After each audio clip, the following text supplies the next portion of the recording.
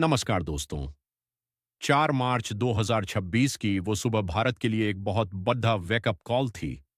श्रीलंका के तट से महज 40 नॉटिकल मील दूर हिंद महासागर की लहरों के नीचे एक अमेरिकी पनडुब्बी ने ईरान के युद्धपोत आरएस डेना पर टॉर्पीडो दाग दिया।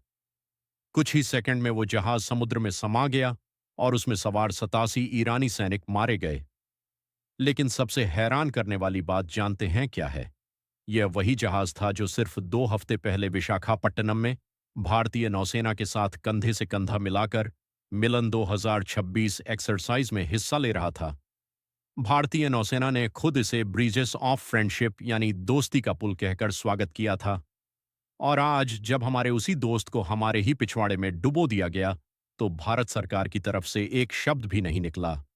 आज के वीडियो में हम उस गहरी साजिश और खतरनाक युद्ध की बात करेंगे जो अब भारत के दरवाजे तक पहुंच चुका है। यह लड़ाई सिर्फ ईरान और अमेरिका की नहीं है। यह लड़ाई आपकी जेब, आपकी रसोई और भारत के आत्मसम्मान की है। पिछले कुछ दिनों में जो हुआ है उसने पूरी दुनिया के समीकरण बदल दिए हैं। ईरान की राजधानी तेहरान समेत 2000 से ज्यादा ठिकानों पर अमेरिका और इजरायल ने बमबारी की है। जवाब में ईरान ने भी मिडिल ईस्ट के 9 देशों में मौजूद 27 अमेरिकी बेसिस पर मिसाइलें बरसाई हैं। लेकिन इस पूरी जंग में सबसे बड़ा नुकसान किसका हो रहा है? भारत का।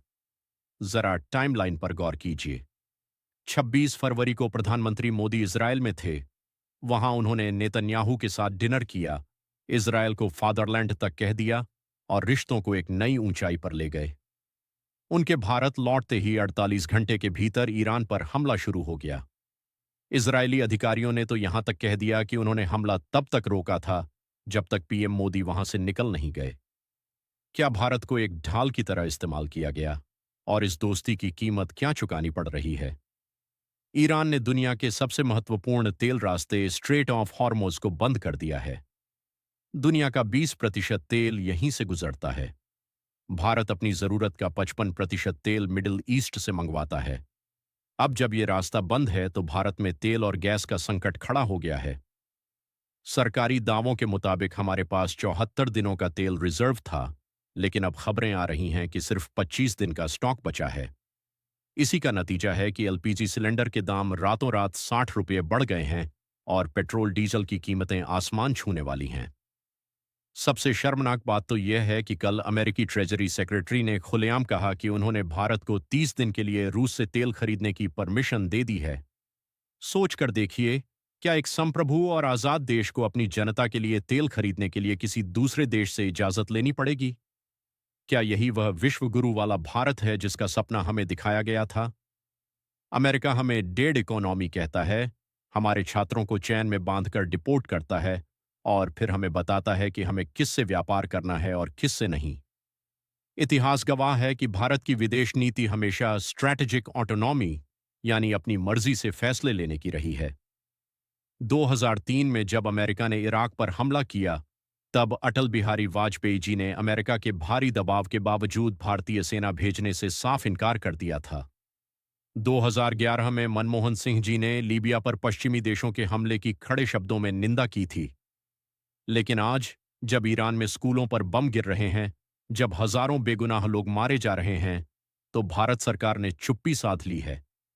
विपक्षी नेताओं का तो यहां तक आरोप है कि अडानी के खिलाफ अमेरिका में चल रहे भ्रष्टाचार के मामलों की वजह से ट्रंप सरकार भारतीय नेतृत्व को ब्लैकमेल कर रही है। ईरान में चल रही इस तबाही का असर सिर्फ वहां के लोगों तक सीमित नहीं रहेगा। ट्रंप प्रशासन और सीआईए अब ईरान के भीतर विद्रोही गुटों को हथियार देने की योजना बना रहे हैं। उनका मकसद है वहां की सरकार को उखाड़ फेंकना। हमने इराक में देखा, हमने सीरिया में देखा। जब भी अमेरिका ने किसी देश में इस तरह लोकतंत्र लाने की कोशिश की है, वहां से सिर्फ बर्बादी और आतंकवाद निकला है। आईएसआईएस जैसे संगठन इन्हीं हालातों की देन थे। अगर ईरान में भी गृह युद्ध छिड़ता है तो उसका सीधा असर भारत के पश्चिमी बॉर्डर और समुद्री रास्तों पर पड़ेगा। भारत खुद को हिंद महासागर का नेट सिक्योरिटी प्रोवाइडर कहता है। प्रधानमंत्री मोदी ने कई बार कहा है कि भारतीय नौसेना इस क्षेत्र की रक्षक है। लेकिन जब आरएस डेना से संकट का संदेश, डिस्ट्रेस कॉल आया, तो भारत की जगह श्रीलंका की नेवी मदद के लिए पहुंची। ईरान के राजदूत ने खुद कहा कि भारत की तरफ से उन्हें कोई संदेश तक नहीं मिला। ये हमारी साख पर एक बहुत बड़ा धब्बा है